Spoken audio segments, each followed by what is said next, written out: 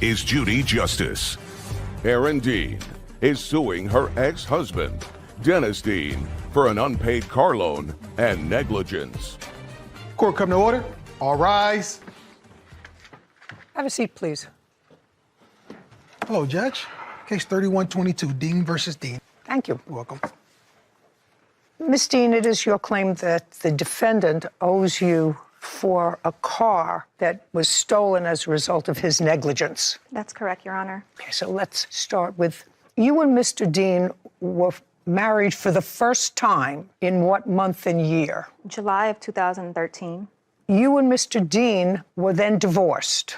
That is correct, Your Honor. In what year? December 12th, 2019. You and Mr. Dean were remarried. This is correct. What month and year? October 1st, 2022. And you separated again, and that marriage was annulled in what year? August in 2023.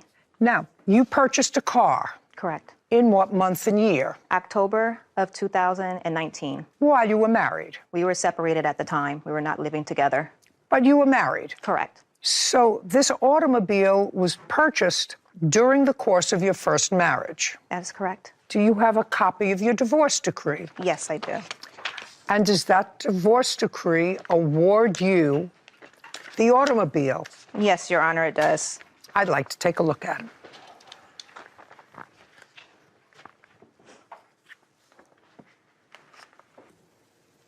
So you were awarded in the divorce the Jeep Cherokee. Correct, that is correct. And then you remarried October of 2022. That's correct, Your Honor. The Jeep Cherokee, which is the subject of this case, was stolen on what date? From what Dennis told me, he realized the car was stolen on December 19th, 2022. While you were still married. Correct. Now, you were remarried in October of 2022. Yes. And where did you live? In Pasadena. What address? 780. And you both lived there together? Yes. Had you lived there before, during your first marriage? No. Had you lived there while you were separated? Yes. When you remarried and you were living at 780, was the plaintiff living with you? Yes. So she moved into your residence? Yes. So far, is that correct, Ms. Dean? That's correct, Your Honor. And you had no other residence? No. So you moved into 780? That's correct. Mr. Dean, until what date did Miss Dean live at 780, month and year? January of 2023. That is false, Your Honor. Just, Okay. I'm not asking you anything. Okay.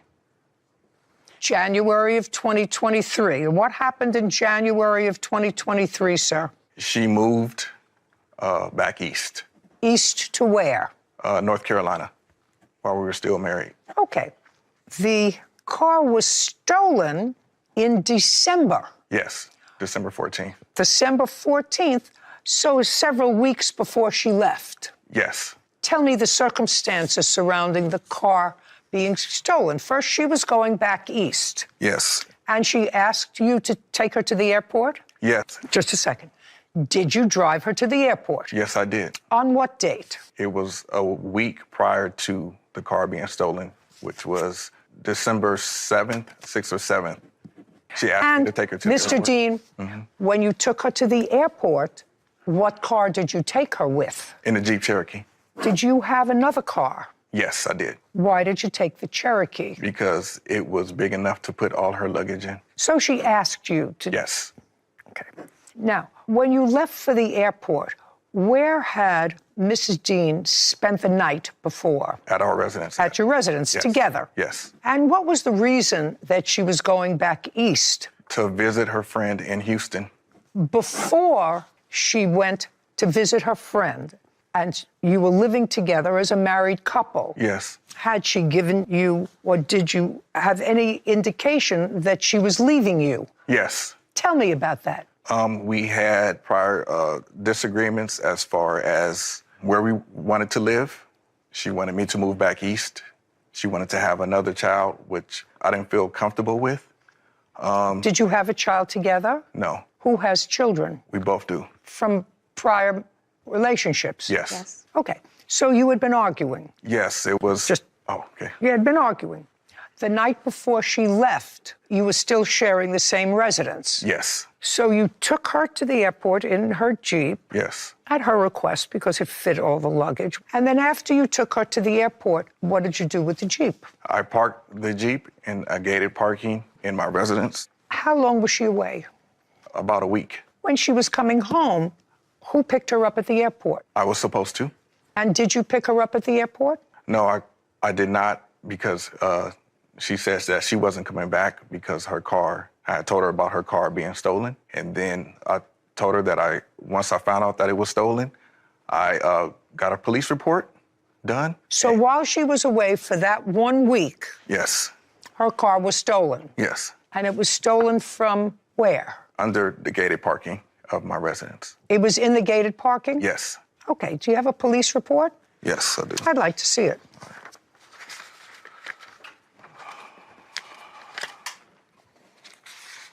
Here it is. Police report.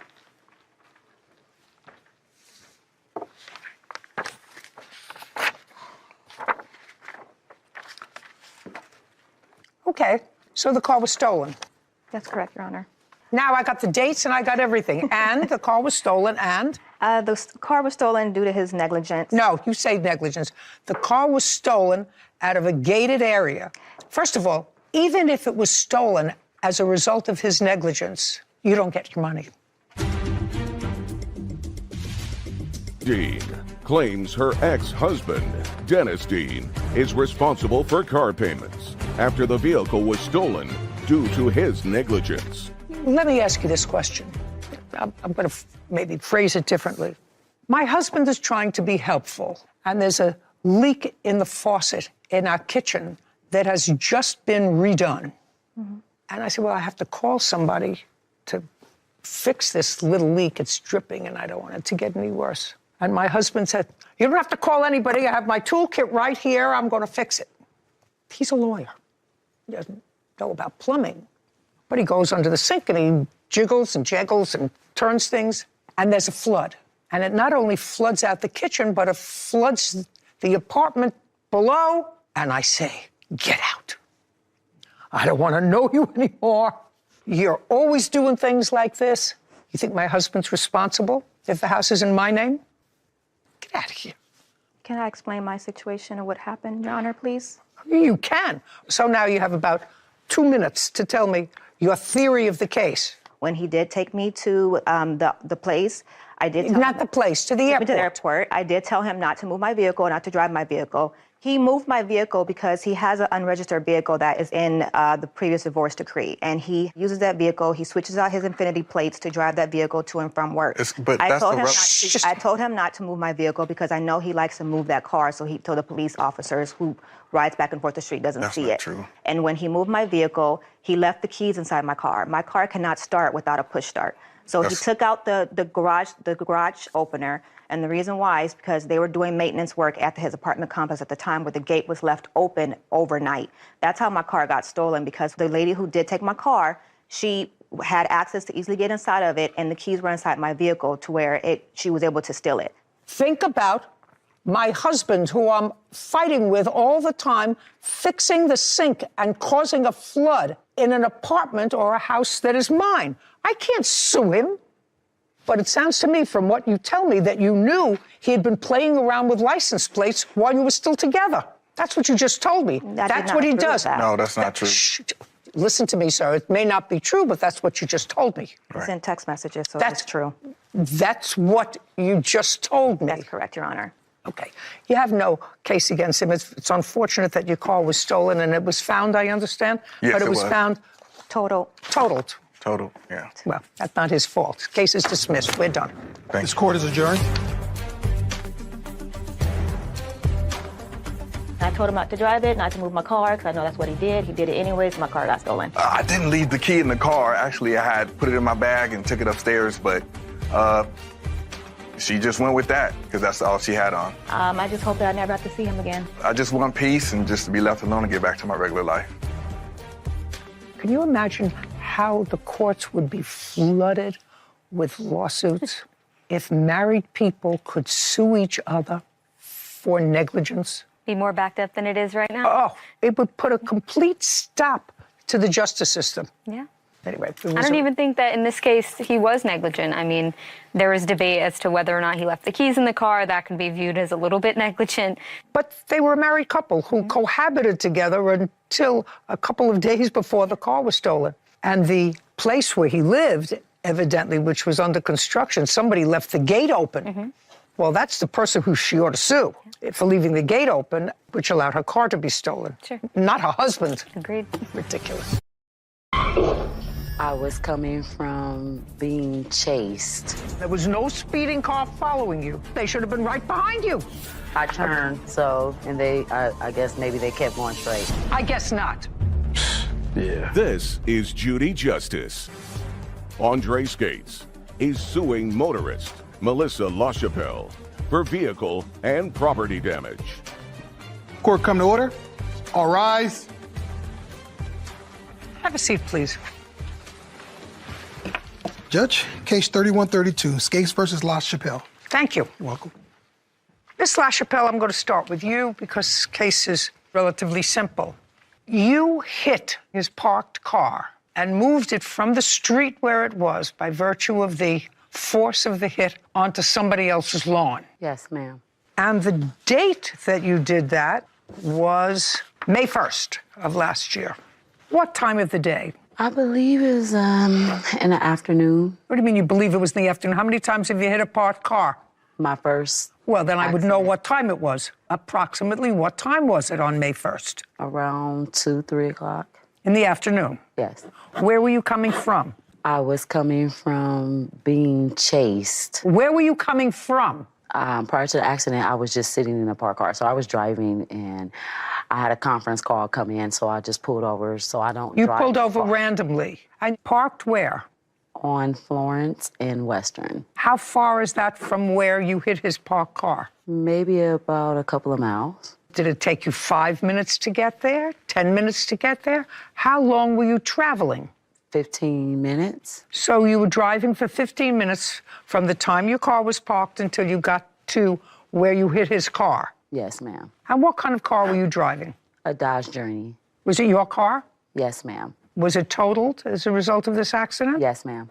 Okay, now you're going to tell me the story that you're going to tell me about the circumstances surrounding your hitting his parked car. Well, on September 16th of 2022, I had a hair appointment. I showed up at my hairdresser, and there was no show, no call. So moving forward, I set an appointment with another young lady in the salon, and I got my hair done.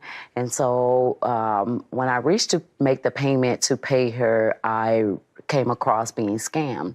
So I explained to Came her, across being...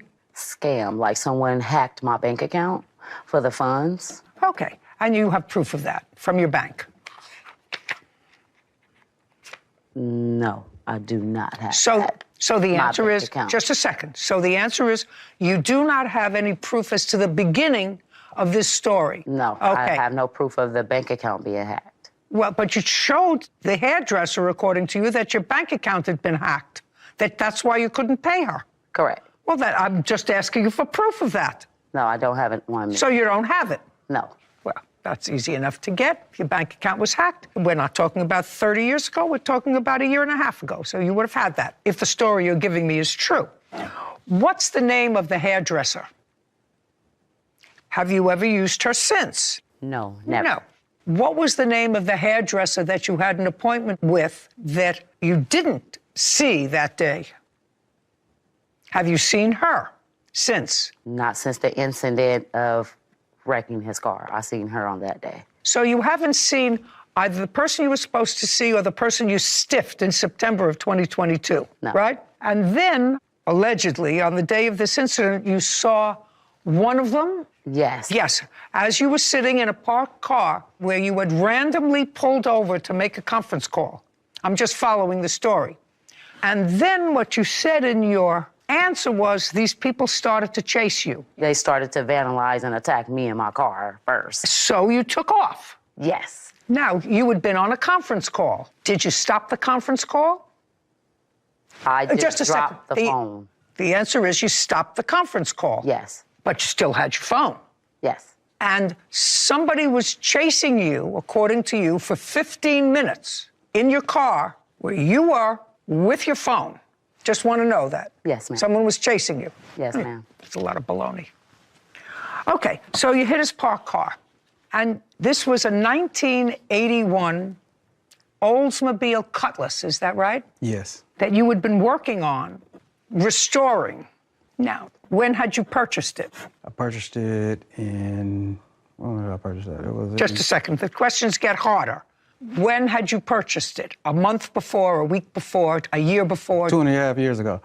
When you purchased the car, who did you purchase it from? I don't have his last name, but I have it in my phone. But his name was Jose, and he was from San Diego, and that's where I purchased it from. And how much did you pay him for the car? I paid him $10,000 for it. And you also have proof of that? Yes. I'd like to see it. Well, I don't have proof of I don't think I brought the bill of sale with me, though. That sucks. I know you needed that. Do I got the bill of sale? No, I don't have the bill of sale. Hold on. Let me see. It's in my phone from that date. Where did it go down? Yes or no, sir? That's a very easy thing. Don't waste my time here if you don't have a bill of sale in your phone. I don't have it in my phone. Okay, very good. And you don't have it there. Okay. Andre Skates claims motorist Melissa LaChapelle owes for damages after Melissa struck his classic Oldsmobile Cutlass. Melissa says she was fleeing from a dangerous situation. Now, you say that you were notified that your car was hit. You were either on your way to or from work. What kind of work do you do? Security. And you left your house. I assume it's a private house. Do you rent or do you own? I rent. How much do you pay in rent? $1,000. To whom? To the landlord. How do you pay him? I pay him through Cash App. And you were driving to work, is that right? Yes. Okay, what kind of car do you have? 2008 Jeep Grand Cherokee SRT. Do you have a note on the car or do you owe it free and clear? Yes, I do have a note on it. And you pay for your car payment from a bank account, right? Mm-hmm. Yes. I'd like to see your bank account where you paid $10,000 for this car. Oh, you'd like to see it? Oh. Oh, yeah, I want to see that. Because I assume if I said to you, could I see a check for the $10,000, you don't have a check. No, because I No, pay cash. just a second. Well, you don't carry $10,000 in cash because you can transfer the cash just like you do for your landlord. Yes, right? yes. And you don't want to carry for that your amount. car payment. So that's the way your generation, not mine, but your generation pay things. They walk over to a machine and they go like this with their phone, and it's paid. So you pay your other bills that way, sir. So you don't walk around with cash. I want to see where you had $10,000 in the bank 2 years ago. I know you're going to ask me that. Okay. You want to see a photo? Yeah. Mm-hmm. Okay, Audubon Classics. So tell me how much this is. Oldsmobile Cutlass. Okay. So they range. There's some that are very expensive, like $28,000 that I've seen that are fully restored.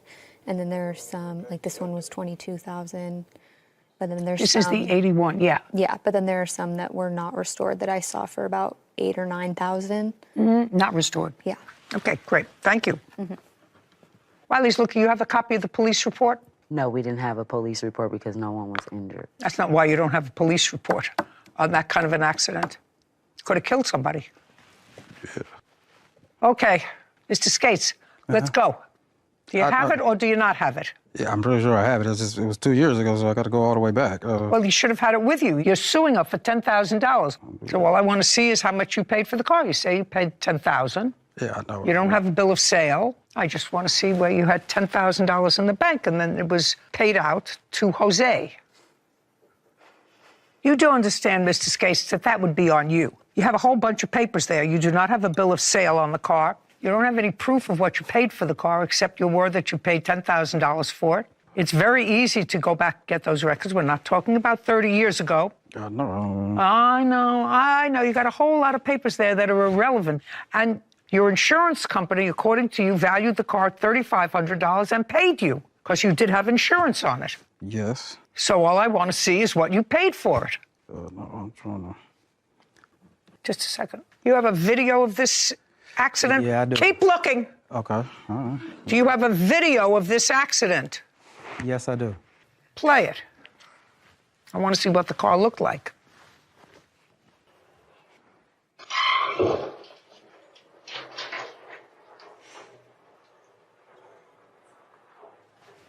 Play it one more time.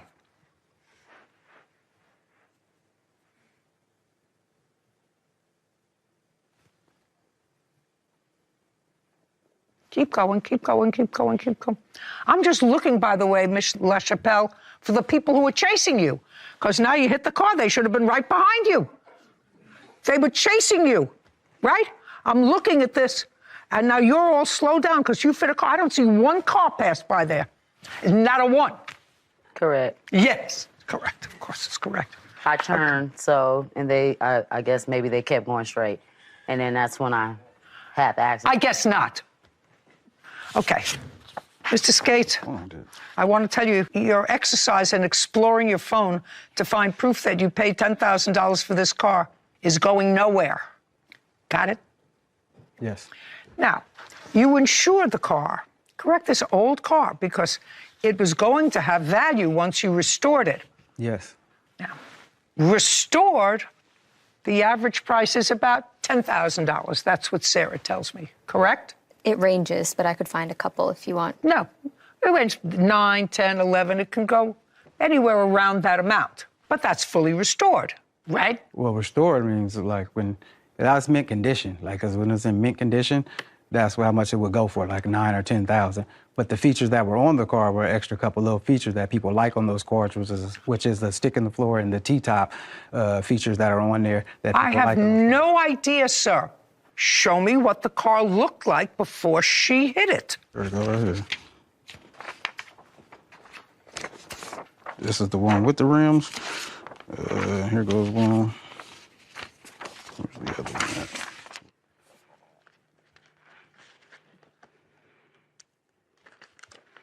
Oh, that's good looking. Now, when you bought the car, sir, was it running? Were you able to drive it back from Jose's? No, I had to get it towed. So when you bought it, it was not running? No. So you didn't pay $10,000 for it? Yes, I did. Yeah, I don't believe that, sir. There's one car available for sale that's a 1981 Oldsmobile Cutlass that's drivable, that's $5,100, not fully restored. That's today. That's why I was saying the features that it has on I don't care about the features. You bought a non-running car that had to be restored to running so that you could resell it. You hope for a profit, but there's no way you spent $10,000 on the car, because then if you were putting in all new parts and restoring it, you would never be able to recoup your money. Yes, you can. No. Can I explain? Because I put a lot of money into it, and the resale value once... Just a second. Okay. So far, I don't believe that you paid $10,000 for it, not running. Now you're going to show me what you put into the car. Okay. You see, if you told me the truth, sir, and if the insurance company only paid you $3,500, I would have paid you what the value of a non-running car would be, plus everything that you put into it, less the $3,500 that the insurance company paid you for it. So if you have everything that you put into it, the only thing you don't have is what you paid for it. Am I correct? Yes, you're correct on that part. Okay, so now let me see what you put into it. Oh. Dre Skates has accused motorist Melissa LaChapelle of crashing into his classic Oldsmobile Cutlass. Melissa claims she was being chased by another vehicle. Now, all of your receipts for the car parts that you purchased total $9,393. Less the $3,500 that you were paid by your insurance leaves just for the parts alone $5,893. Even if you paid $5,000 for the car, you're at $10,000. Do you understand? Yes. So if you would given me a figure that I understood, because right now you want me to believe that a man who works very hard in security paid $10,000 for the car and $10,000 for parts. Yes. And the average range for the car is? Between 9 and 18. Between 9 and 18,000. Yes. To buy a restored car, and you've already put in $20,000 in the car before you sold it. And I don't even know if it was ready to be sold. Do you understand? That's how much I was going to sell it for. It was like $20,000. That's what I was trying to explain. Just so I understand that. You've already, if you want me to believe, sir, that you bought the car for 10, you're already at 20. So even if you sold the car for its highest price, which is 20, you'd be breaking even. That's not what you bought it for. Well, no. You bought it to make money. No, I bought it to keep it actually because it was a sentimental value. I said I bought it to keep it because this was something that I wanted to have for a while because this was something that was kind of sentimental to me because we all used to ride these cars when I was younger, so it was something that I kind of enjoyed and liked, and I wanted to keep it. I wasn't planning on selling it right away once I finished. How old are you? 44. So what you're telling me is you remember driving around in this car when you were 2 years old? No, in my 20s. You know, I want to introduce you both to the truth. Hello, how are you? I understand who you are. Thank you very much. Okay, Mr. Skates, you're owed some money from her, even though you've inflated some figures. She owes you some money. Do you have any reports from the police on this? I have the vehicle incident report. I'd like to see it, please.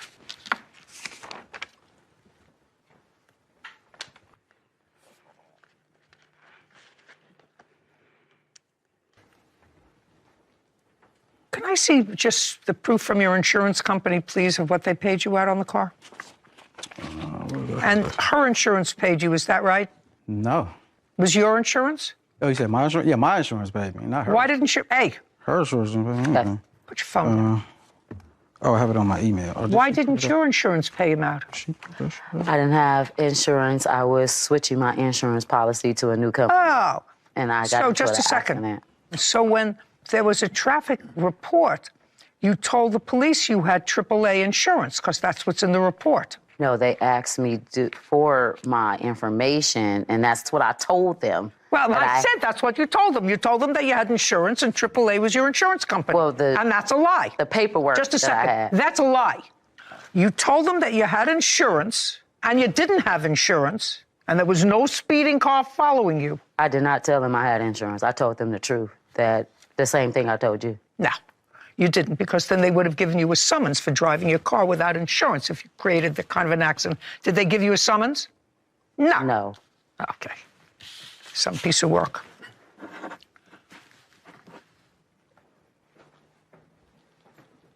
So your policy limit was $3,500. Is that Yes. Is that correct? Mm-hmm. Okay. Where is the car now? The car? It's not an answer. Where is the car now? In front of my yard. Okay, so you have it. Yes. And this incident took place on May the 1st. Yes. Why is it still at your house? Because I plan on getting another one and rebuilding it. So you plan on using it? Well, I plan on using it for parts because I can't do anything else with it. Or you plan on using it for parts, whatever it is. Do you have a photograph of it? Yes, I do. Now, I'd like to take a look at it. There's a couple more.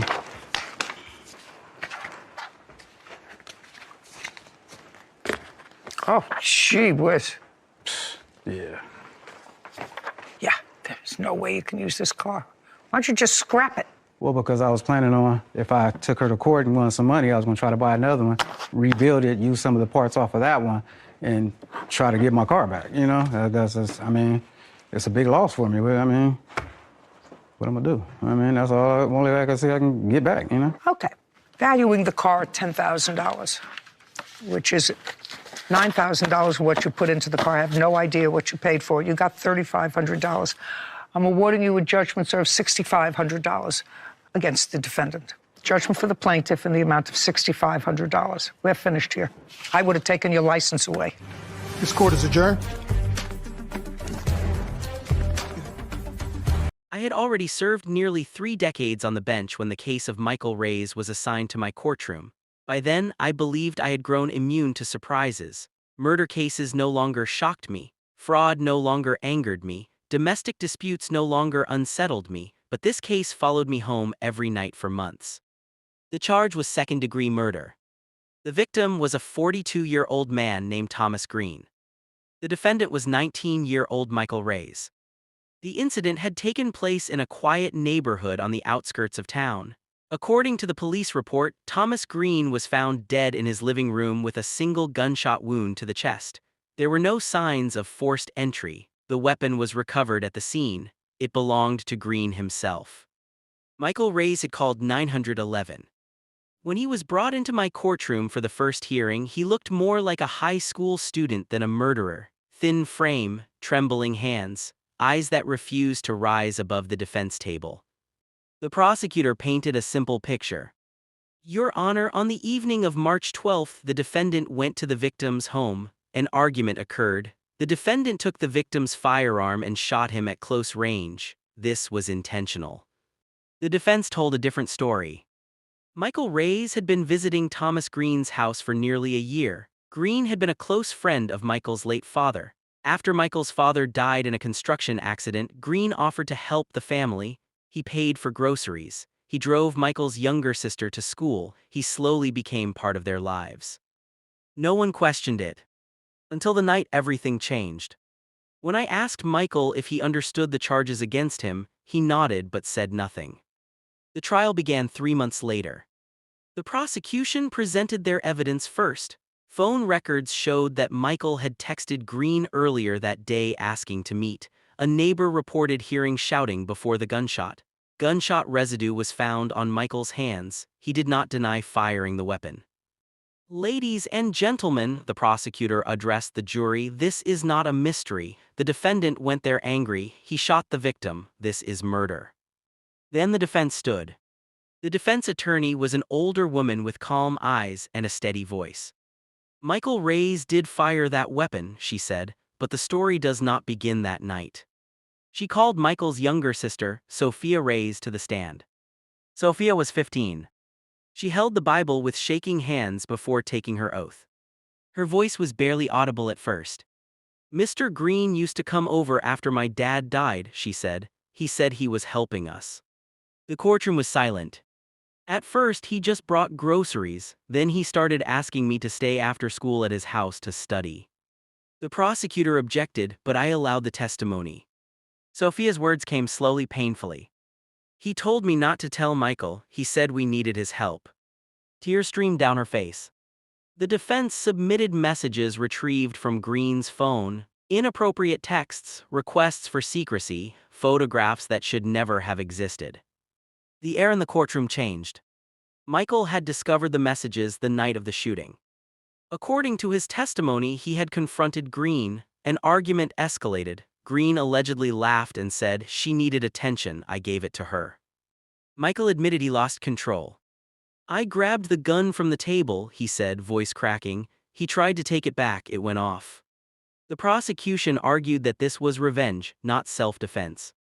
"You had time to leave," the prosecutor said. "You chose to shoot." Michael looked at the jury. "I chose to protect my sister." The medical examiner testified that the gun was fired from approximately 3 feet away. There were bruises on Michael's forearms consistent with a struggle. The case was no longer simple. The jury had to decide, was this murder, manslaughter, self-defense, or a tragic explosion of anger? During closing arguments, the prosecutor insisted, "We cannot allow individuals to become judge, jury, and executioner. No matter how horrible the allegation, the law must prevail." The defense replied, "The law also recognizes human limits. Michael Reyes is not a predator. He is a frightened brother who walked into a nightmare." The jury deliberated for 4 days. When they returned, the courtroom was packed. On the charge of second-degree murder, not guilty. On the lesser charge of voluntary manslaughter, guilty. A murmur spread through the room. Sentencing was mine to determine. Under the statute, Michael faced up to 15 years in prison. Before sentencing, I allowed him to speak. He stood, hands trembling. "I know I can't bring him back. I know what I did was wrong. But when I saw those messages, when he smiled like it didn't matter, I felt like something inside me broke. I didn't think about prison. I didn't think about consequences. I just thought about my sister." Sophia sat in the front row, holding their mother's hand. I looked at Michael for a long time. The law is clear, anger does not justify killing. But the law also recognizes provocation. I delivered the sentence slowly. "Michael Reyes, this court recognizes that you acted under extreme emotional disturbance. However, a life was taken. The appropriate balance between justice and mercy must be maintained." I sentenced him to 5 years in prison, with eligibility for parole after 3. Gasps filled the courtroom. Some believed it was too harsh, others too lenient. Michael closed his eyes. His mother wept quietly. As deputies led him away, Sophia stood and whispered, "I'm sorry." He turned to her and said, "You don't have to be."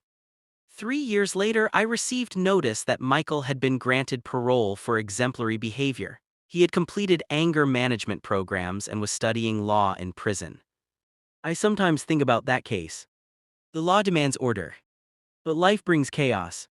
That day, the courtroom did not just judge a crime. It confronted grief, betrayal, and the fragile line between justice and vengeance. And I was reminded once more that sometimes the most difficult cases are not about deciding guilt. They are about deciding how much punishment a broken heart deserves.